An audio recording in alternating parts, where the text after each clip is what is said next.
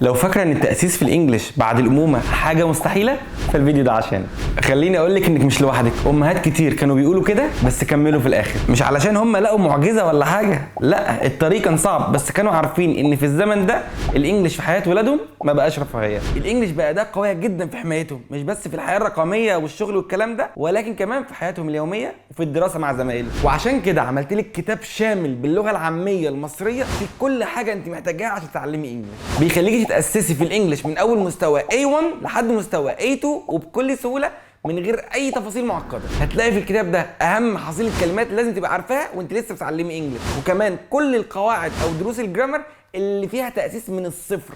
يعني لو مش عارفه اي حاجه خالص هتلاقي كل التاسيس هنا. مش بس كده، حاطط لك الكلمات دي في جمل، والجمل حاططها لك في محادثات عشان الكلمات اللي تحفظيها عمرك ما تنسيها، وعامل لك تمارين كتير ذكيه وحلوه جدا تخليكي عمرك ما تنسي اي حاجه اتعلمتيها في الكتاب ده. وكل ده بخطه مذاكره واضحه وصريحه ما تخليكيش تحسي بالذنب انك متاخره في اي حاجه. صحيح ان رحله التعليم في الامومه صعبه مش سهله خالص، بس هتلاقينا معاكي في كل خطوه وبنسهل عليكي كل حاجه. اطلبي كتاب التاسيس A1 و A2 برساله واحده فيها كلمه كتاب التاسيس يجي لك لحد باب البيت، او تواصلي معانا على الارقام دي فون او واتساب، او ممكن تدخلي على الويب سايت بتاعنا مصطفى عاطف english.com وتطلبي الكتاب بنفسك وبرضه هيجي لك لحد باب البيت.